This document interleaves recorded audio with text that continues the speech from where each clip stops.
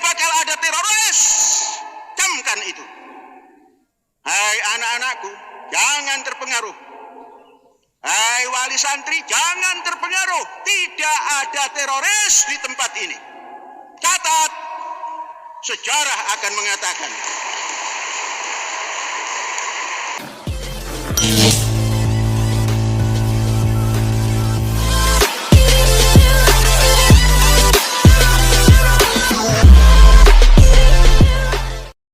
Assalamualaikum warahmatullahi wabarakatuh.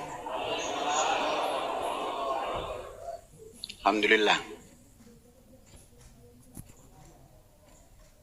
Pembelajaran sudah kita mulakan dan SOP dalam menjalankan pembelajaran sudah berjalan. Tadi koordinator perizinan meminta guru mulai ada relaksasi.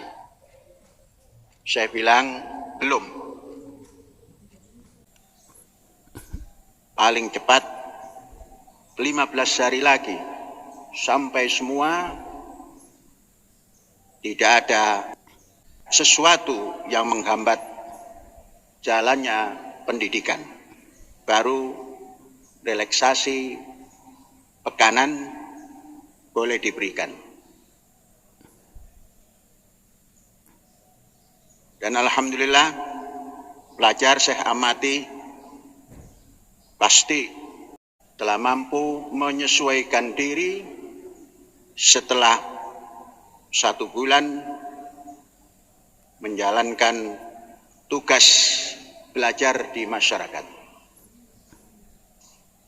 Baiklah, mari kita masuk pada pesan-pesan yang disampaikan oleh Syekh. Jumat ini, mari kita memahami apa yang disampaikan atau apa yang harus disampaikan oleh khotib Jumat. Pesan innallaha ya'muru bil adli wal ihsan itu datang jauh setelah Rasulullah wafat.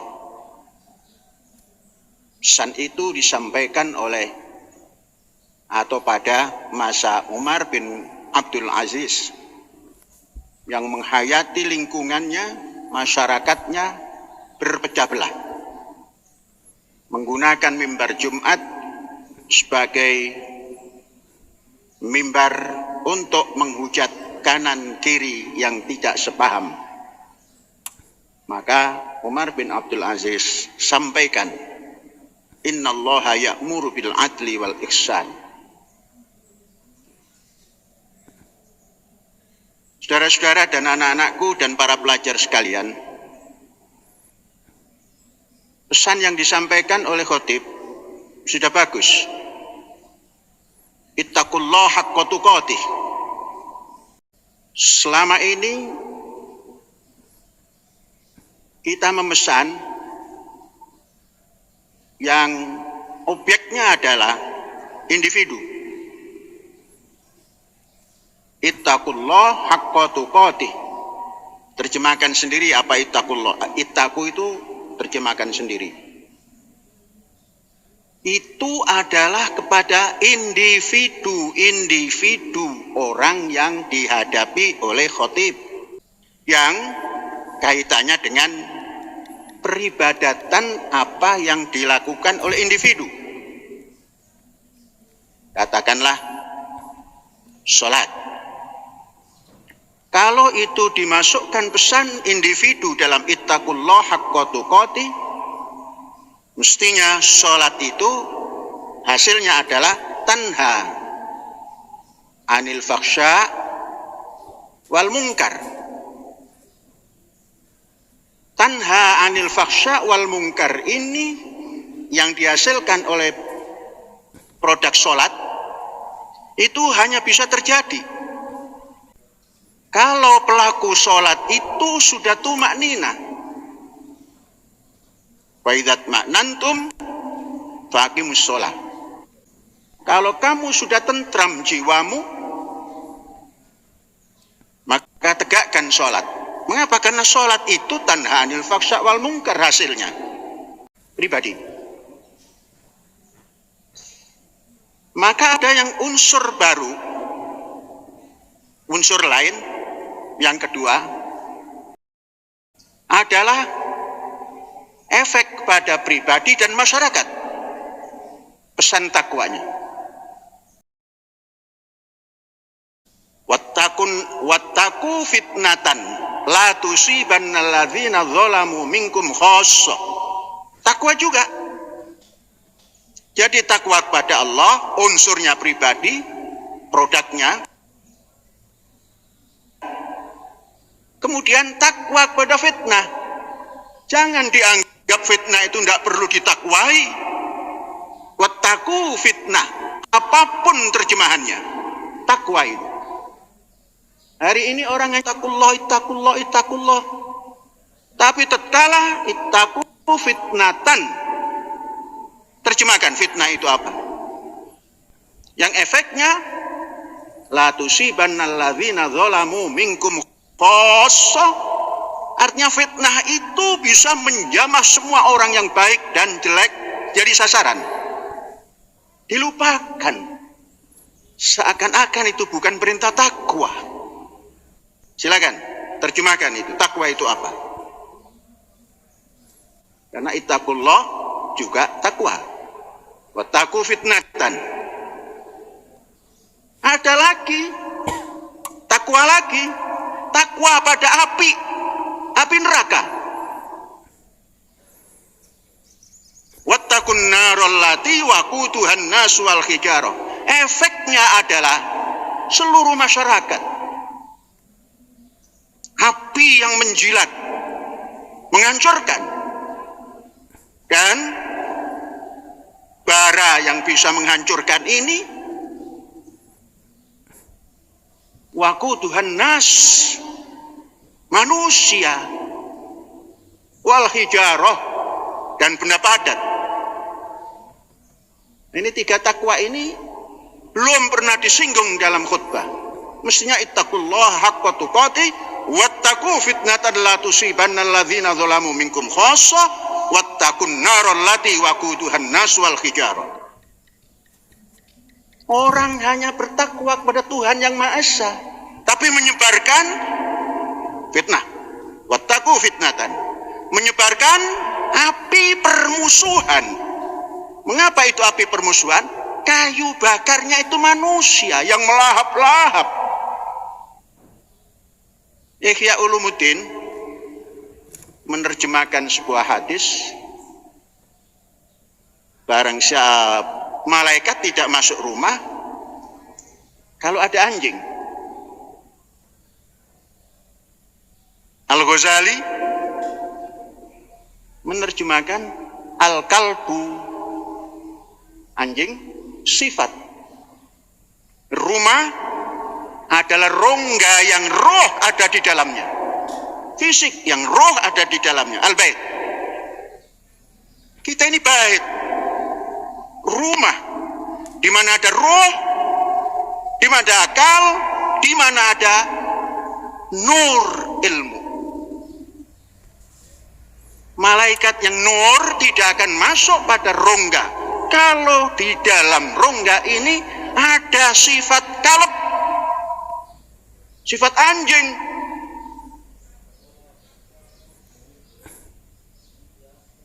Jadi manusia mukmin itu pribadi takwa. Contohkan ibadah mahdhah yang bisa menahan fahsya dan mungkar. Kemudian takwa kepada fitnah, menghindari fitnah. Karena akibatnya merusak semua yang baik, yang jelek hancur karena fitnah. Dan disimpulkan asyaddu minal qatl. Seapi. Apa kaitannya api kok ditakwai? Karena bahan bakarnya itu manusia. Contoh yang dirasakan oleh kita semua. Hari ini semua menyebarkan api untuk lembaga pendidikan. Tentunya yang melahap-lahap itu adalah manusia yang mau dijadikan api. Kemudian melahap-lahap lagi fitnah kepada lembaga pendidikan. Katanya pusat teroris, pusat radikalis. Saudara-saudara, otak yang encer, yang menggunakan logika ilahi, kan bisa menghitung. Hasibu anfusakum, hai siapapun yang menuduh sebuah lembaga pendidikan satu sesat, pusat teroris, pusat radikalis, hasibu anfusakum, buktikan di mana pusat pendidikan ini adakah benih-benih teroris. Kalau ada benih teroris, Densus 88 sudah ngepung tempat ini. Densus ukuran daripada teroris itu Densus. Densus bukan untuk menangkap pencuri ayam. Densus bukan penangkap korupsi, tapi menangkap teroris, baik yang tersimpan dalam rumah kalbunya yang isinya anjing sehingga malaikat tidak bisa masuk. Mari akal sehat kita muhasabah. Sebelum Densus datang, adakah di lingkungan pendidikan ini teroris? No! Sampai kapanpun tidak bakal ada teroris. Camkan itu. Hai anak-anakku, jangan terpengaruh. Hai wali santri, jangan terpengaruh. Tidak ada teroris di tempat ini.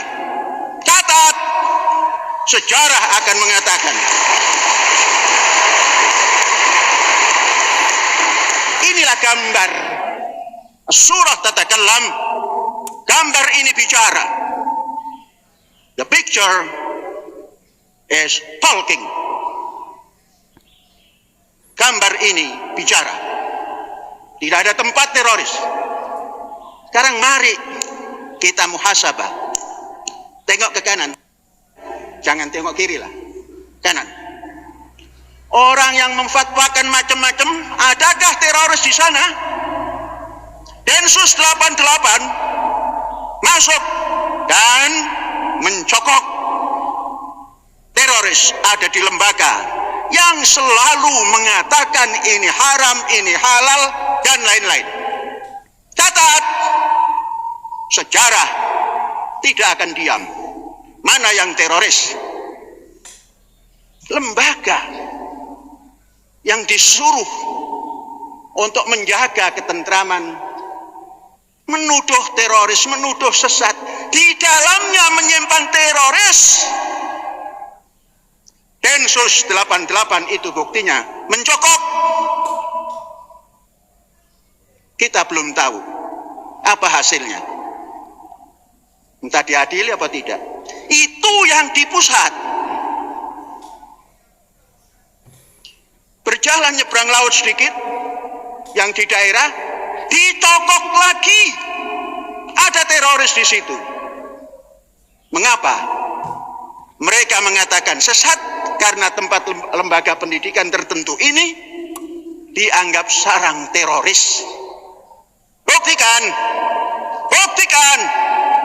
Syekh Panji Gumilang akan menghadapi semua tuduhan itu. Buktikan.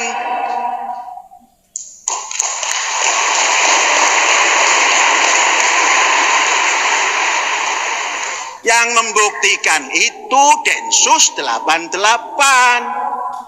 Bukan orang yang ngoceh ke sana kemari dipelihara untuk ngerecokin pendidikan bangsa Indonesia.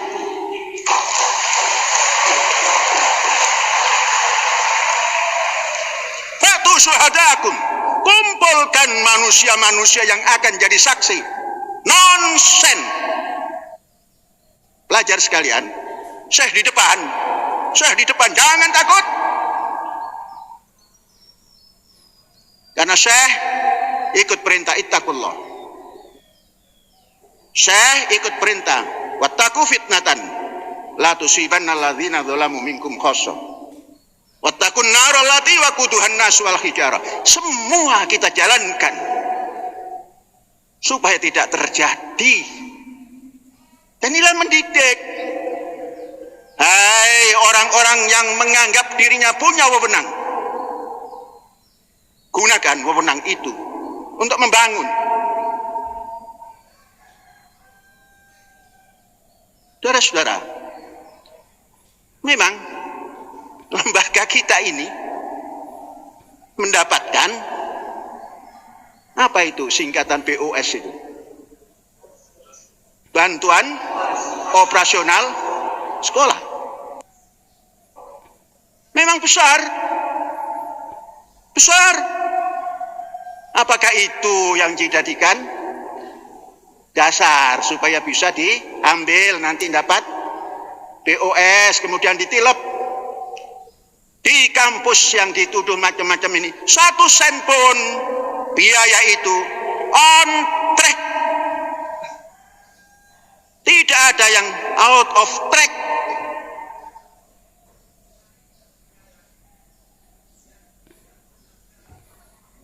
Namun perlu diingat, itu adalah suplemen tambahan.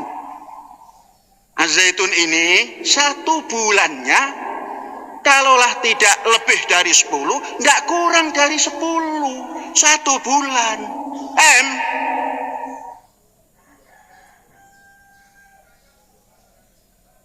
Nah kalau orang-orang hanya ingin merebut karena banyak bosnya, bosok.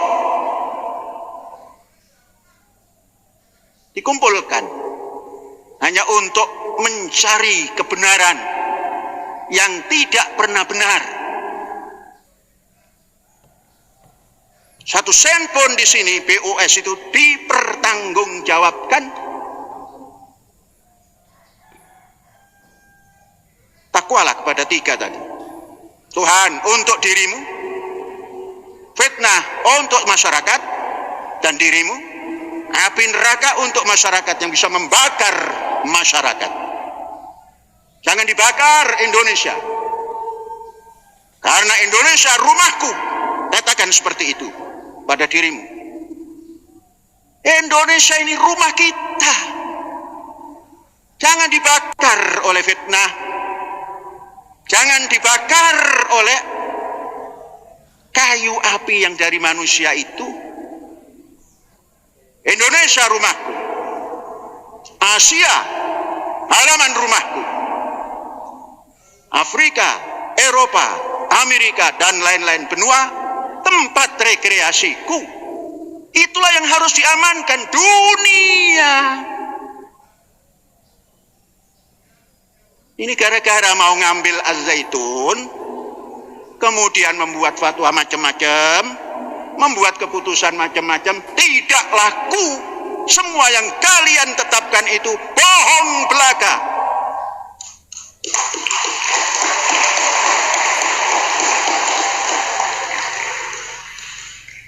Umur Az-Zaitun itu sudah 24 sampai 25 tahun hari ini. Kalau ukuran sudah dewasa, sudah punya otak yang sehat, merdeka, punya ilmu yang merdeka, punya roh yang merdeka, bukan sedang merangkak dan norok buntek kepada siapapun, bukan. Kita sudah menganggap dunia Islam ini sudah ke depan, jangan lagi melihat ke belakang. Itu hanya untuk tumpangan sejarah. Camkan baik-baik wahai lembaga yang mengaku punya wewenang. Wewenangmu jangan disalahgunakan.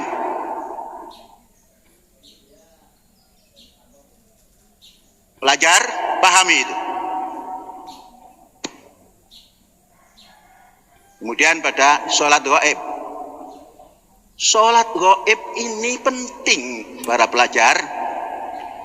Rasulullah menjalankan sholat gaib dan sekali-kalinya itu untuk tokoh di Afrika, di Ethiopia yang membantu sesama muslim pada waktu hijrah ke Habasyah. Tatkala Raja Najasyi wafat, sholat gaib untuk baginda itu Rasulullah. Mungkin tidak banyak masjid yang digunakan untuk memberikan doa kepada sahabatnya.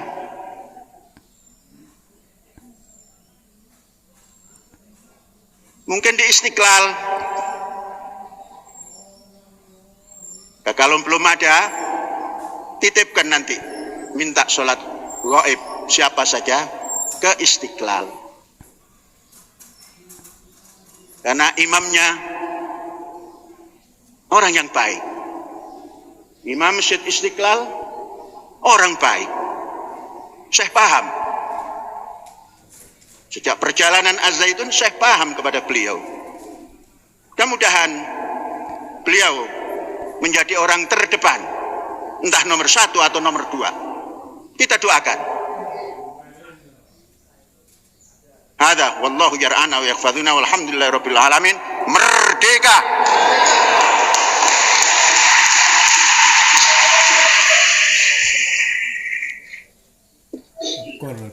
Lima permohonan salat gaib. 1 untuk Ibu Cici Sumiati binti Zauji, nenek daripada Ahnaf Ramadan, santri Az-Zaitun kelas 8. 2 Bapak Soekarto bin Mahmudi Sadio, Pakde daripada Yeti Intari alumni Az-Zaitun angkatan 5. 3 Ibu Ruzalina binti Abdul Qadir, anggota Jamaah Selain Koordinator Malaysia, wafat hari 16 Mei 2023 di Malaysia.